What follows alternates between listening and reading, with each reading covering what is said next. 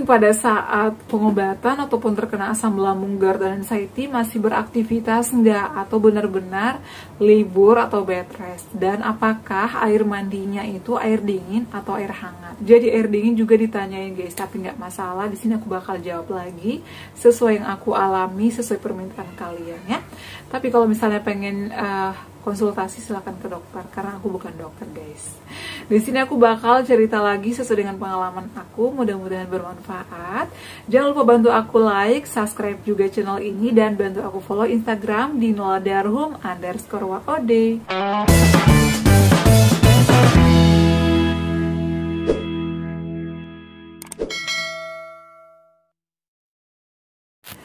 Assalamualaikum, halo, apa kabar? Semoga sehat selalu ya. Nah, kembali lagi di channel aku, Adeva dan Bunda. Di video kali ini aku akan membagikan tips lagi ke kalian ya, sesuai dengan pertanyaan kalian. Jadi jujur aku itu buat video dari pertanyaan-pertanyaan kalian ya. Kalau misalnya kalian bertanya, insya Allah aku bakal buatkan videonya, tapi sesuai dengan pengalaman aku. Kalau misalnya belum aku alami, itu aku bakal sarankan kalian untuk konsultasi ke dokter ya. Karena aku share di sini pure ya, sesuai yang aku alami. Dan makanan-makanan maupun susu yang aku share itu sudah aku coba dulu, baru aku share ya. Karena asam lambung itu benar-benar harus ekstra hati-hati. Kita nggak boleh makanan sembarang, minuman sembarang ya. Kemudian pikirannya juga harus tenang, pola tidurnya juga harus cukup, dan lain-lain sebagainya. Nah, jadi beberapa waktu lalu aku itu di chat lagi ada beberapa orang ya. Bun, sekarang mandinya pakai apa sih Bun pada saat Bunda kena asam lambung? Boleh nggak sih Bun kalau misalnya kita terus-terusan mandi air hangat? Jadi persoalan mandi aja ditanyain guys. Jadi kadang aku senyum-senyum sendiri. Masa hanya untuk air mandi aja ditanyain guys ya. Tapi ya nggak apa-apa ya. Di sini aku ikhlas. Aku bakal share lagi ke kalian. Mudah-mudahan video-video yang aku buat itu bisa membantu kalian juga untuk proses pemulihan. Dan tujuan aku adalah untuk memotivasi kalian ya, kalau penyakit asam lambung itu bisa sembuh guys ya. Karena banyak banget yang mengatakan, Bun, katanya penyakit asam lambung itu nggak bisa sembuh. Ya mungkin bagi orang-orang yang malas berusaha, yang menyerah, atau yang gampang putus asa. Tapi kalau kalian yang ingin berusaha tetap sembuh, ingin ikhtiar ya, atau tetap berusaha, tetap mencari jalan untuk kesembuhan, itu insya Allah ya. Yang jelasnya kita positive thinking. Kalian nggak sendirian. Kalau kita mau berusaha, berdoa, dan berobat ya, menaati semua ya aturan-aturan yang dianjurkan dokter dan menghindari pantangannya, insya Allah akan disembuhkan ya. Allah itu akan melihat hasil kerja keras kita, dan insya Allah nanti akan diberikan kesembuhan. Nah, jadi di video kali ini aku bakal share lagi pada saat aku terkena asam lambung ya, aku tetap aktif bekerja ya. Bayangkan, aku menahan rasa sakit, menahan cemas, menahan rasa takut, tapi aku tetap bekerja. Aku sempat ditawari untuk cuti beberapa hari sampai sembuh, tapi aku menolak. Karena apa? Penyakit asam lambung itu kalau misalnya kita bawa sendiri ya, kalau misalnya kita menyendiri, itu bakal makin parah. Karena aku itu ada serangan cemas, anxiety, psikosomatik. Jadi aku tuh nggak mau menyendiri, makanya aku memilih untuk kerja. Ya. Karena ada yang nanya, Bunda kemarin pada saat pemulihan dan terkena asam lambung masih kerja atau bed rest? Jadi aku nggak mau ya, aku tetap memilih untuk kerja atau beraktivitas, tapi aku batasi sendiri. Aku tahu nih kerjaan ini nggak boleh aku lakukan, jadi aku memilih pekerjaan aku yang ringan-ringan aja. Karena alhamdulillah kerjaan aku hanya koordinasi antara SKPD, jadi duduk ya, dan juga ngobrol ya, nanya-nanya, mendampingi teman-teman aku yang bekerja. Jadi ya ringan-ringan aja sih, alhamdulillah aku masih bisa kerja sambil menjalani pengobatan. Tapi kalau misalnya aku udah nggak kuat, aku minta istirahat ya di kamar, karena kita tuh ada kamar tidur ya. Jadi terjawab ya, aku tetap bekerja. Kemudian untuk mandi ya, jadi mandi aku itu sebenarnya normal.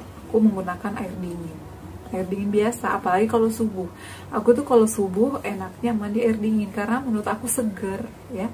Jadi kalau misalnya subuh-subuh itu bangun tidur, aku tetap menggunakan air dingin biasa. Jadi setelah mandi itu rasanya segar ya, jadi kayak apa sih, lebih semangat beraktivitasnya. Tapi ada di waktu-waktu tertentu ya, aku menggunakan air hangat atau air yang dimasak, kemudian aku campurkan dengan air dingin, lalu aku tambahkan minyak kayu putih biar segar. Kalau misalnya aku kehujanan, jadi kalau misalnya aku habis kehujanan ya, baik itu pagi ya, aku berangkat ke kantor kehujanan, karena di kantor kan gak ada air hangat ya, dan gak bisa mandi. Bisa aja sih mungkin mandi, tapi aku tuh gak mau mandi di kantor. Jadi aku hanya cuci kaki dan basahi rambut kalau sudah terkena air hujan, meskipun aku gak basah, karena aku menghindari masuk angin. Aku tuh takut banget namanya hujan ya, karena rentan banget kalau misalnya kita yang terkena lambung itu ya, atau sudah ada riwayat lambung itu, kita gampang banget masuk angin.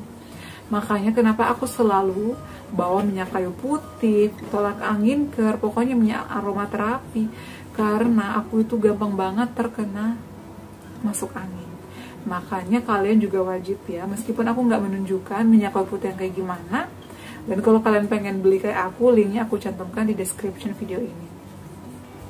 Jadi kalau misalnya aku habis kehujanan di kantor ya, aku itu buka jilbab ke kamar mandi, aku basahin semua rambut aku, meskipun aku nggak pakai shampoo ya, aku basahin, setelah itu aku keringin, barulah aku kerja. Itu membuat aku segar. Dan jangan lupa cuci kaki, cuci tangan, meskipun kalian nggak mandi, yang penting harus basah rambut kalian ya. Dan kalau misalnya pada saat pulang kerja ya, wajib banget kalian mandi air hangat ya, agar tetap enak badan kalian. Karena jujur aku itu habis kehujanan, meskipun nggak basah banget, aku tuh rasanya tuh kayak mau demam gitu ya, nggak sih ya, dan juga pastinya perut kembung, nggak enak ya. Jadi kalau bisa kalian habis kehujanan ya, langsung mandi menggunakan air hangat. Jangan lupa diteteskan ya, 3-5 tetes lah ya di air hangat itu, minyak kayu putih ya, atau aromaterapi, agar nyaman, badan kalian juga terasa enak, nanti istirahatnya, tidurnya juga nyenyak. Kemudian setelah itu minumlah air hangat ya. Air hangat kalau nggak ditambahin gula juga nggak apa-apa, atau air madu ya. Air madu itu wajib banget kalian nyetok. Kalau misalnya kalian pengen beli, linknya juga bakal aku cantumkan di description video ini. Jadi ada madu Kalimantan ya, dan ada juga madu merek apa ya yang udah aku beli, nanti aku bakal review lagi. Jadi aku cantumkan di description video ini. Kalau misalnya kalian nggak suka gula pasir, bisa dicampurkan madu. Misalnya airnya setengah gelas, kemudian tambahkan madu, lalu tambahkan lagi air dingin, air putih dingin, langsung diminumnya. Itu enak banget di perut ya, nyaman di lambung kita, agar kita nggak masuk angin dan tetap beraktivitas. Dan pada saat malam hari kalau bisa makannya itu terakhir jam 7 malam atau setengah 8 malam, karena kita tuh tidurnya nggak boleh larut malam guys ya. Jadi tidurnya itu wajib jam 9, atau aku itu sekarang paling lambat jam setengah 10, jam 10 lah ya. Tapi pada saat masa-masa pengobatan, pemulihan asam lambung, aku itu tidurnya di jam 9. Karena suami aku itu kalau udah setengah 9 udah ngoceh-ngoceh, HP-nya harus udah dinonaktifin agar aku tidur ya, seperti itu guys. Jadi itu adalah share aku kali ini ya, semoga terjawab. Jadi aku tetap beraktivitas dan mandi aku tetap normal, tapi ada waktu-waktu tertentu yang mengharuskan aku mandi air hangat. Dan juga tak lupa aku nyetok minyak kayu putih dan juga tolak angin care ya, agar kita selalu terhindar dari yang namanya masuk angin, perut kembung, dan juga lain sebagainya. Oke guys, semoga bermanfaat ya share aku kali ini. Terima kasih yang sudah request. Dan buat kalian yang selanjutnya pengen request apalagi nih, silahkan komentar di bawah ini. Mudah-mudahan bermanfaat. Jangan lupa untuk terus dukung channel aku Adeva dan Bunda dengan cara like, comment, share, dan subscribe. Assalamualaikum warahmatullahi wabarakatuh. Sampai ketemu lagi di video-video aku selanjutnya. Bye.